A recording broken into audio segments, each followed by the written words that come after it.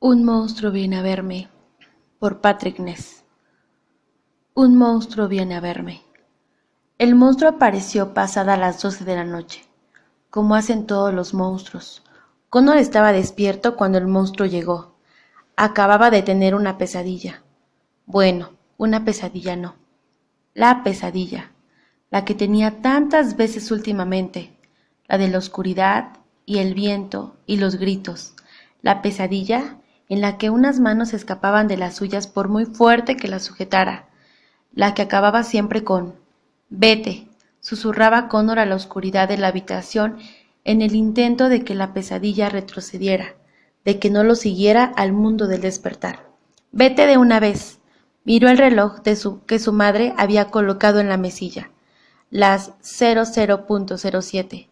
Muy tarde, si al día siguiente había que levantarse para ir al colegio.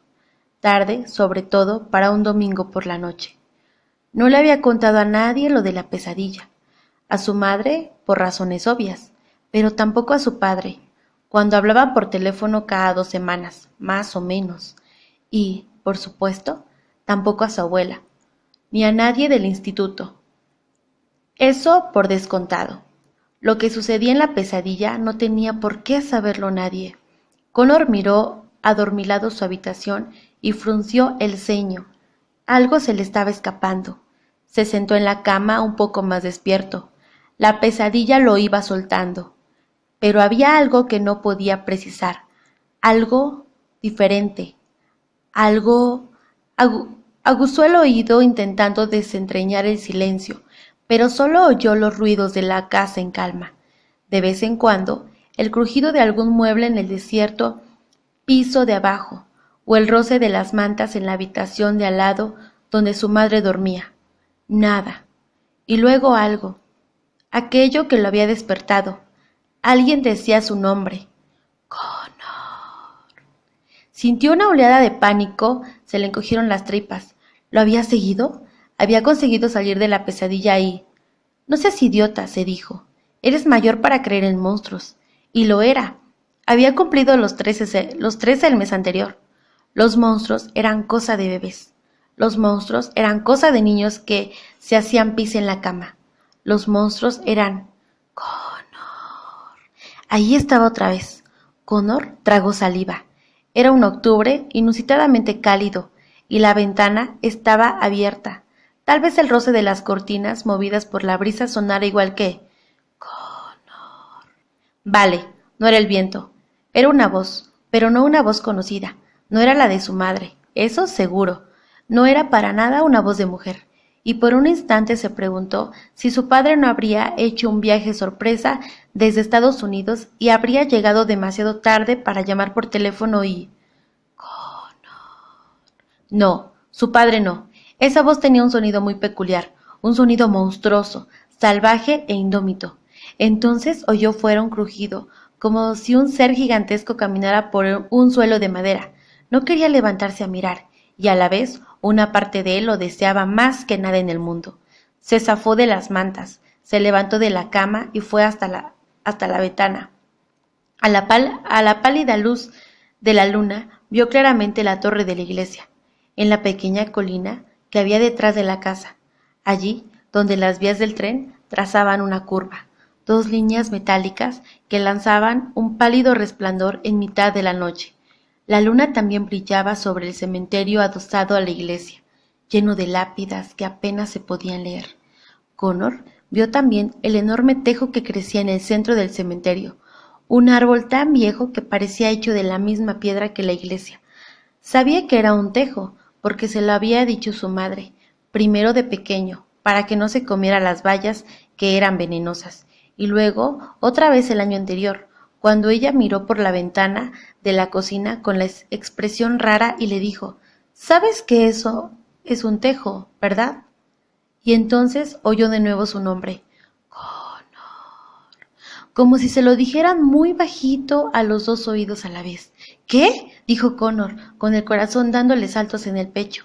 Impaciente de pronto por ver qué sucedía, una nube ocultó la luna, dejó el paisaje en tinieblas, y se oyó el susurro del viento que descendía a toda velocidad por la colina.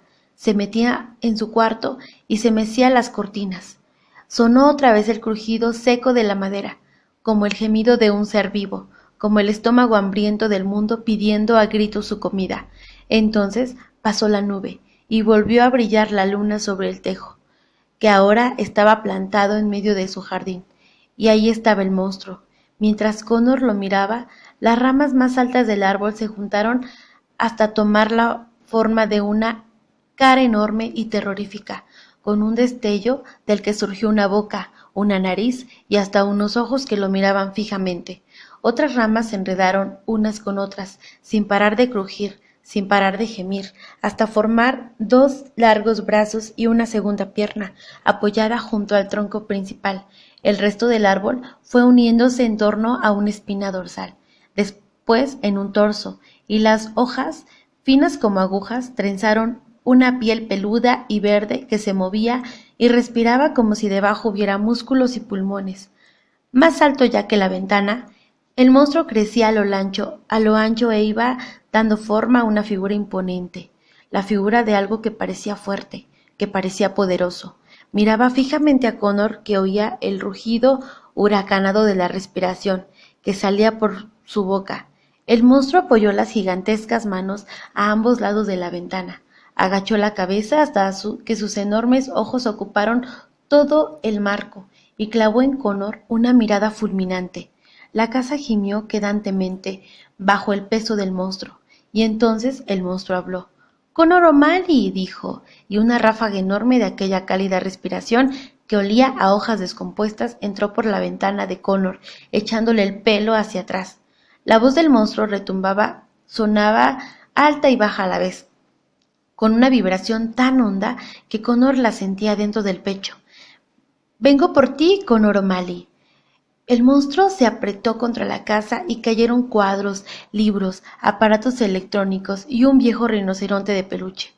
«Un monstruo», pensó Connor, «un monstruo tan real como la vida misma, en la vida real, despierto, no en un sueño, sino allí en su ventana, que venía por él».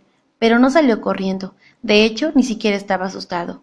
Lo que sentía, lo que había sentido desde que apareció el monstruo, era una desilusión cada vez mayor. No era el monstruo que él esperaba. «Pues, vale, ven por mí». Hubo un extraño silencio. «¿Qué has dicho?», preguntó el monstruo. Connor se cruzó los brazos. «He dicho que vale, que vengas por mí». El monstruo se quedó parado unos instantes. Luego soltó un bramido y empezó a darle puñetazos a la casa. El tejado se combó y aparecieron grandes grietas en las paredes. El aire resonaba con los bramidos enfurecidos del monstruo. «Grita todo lo que quieras», dijo Connor, encogiéndose de hombros. «He visto cosas peores». El monstruo rugió todavía con más fuerza y metió el brazo por la ventana, destrozando los cristales, el marco de madera y los ladrillos. Una rama enorme y nudosa agarró a Connor por la cintura, lo sacó de su habitación y lo sostuvo contra el cerco de la luna. Apretaba con tal fuerza que casi no podía respirar. Connor vio los dientes aserrados de madera, dura y rugosa, en la boca del monstruo, y sintió que un aliento cálido llegaba hasta él. «¿No tienes miedo, eh?» «No», dijo Connor, «por lo menos no de ti». El monstruo entrecerró los ojos. «Ya lo tendrás», dijo, «antes del final». Y lo último que recordó Connor fue el rugido del monstruo cuando abrió la boca para comérselo vivo.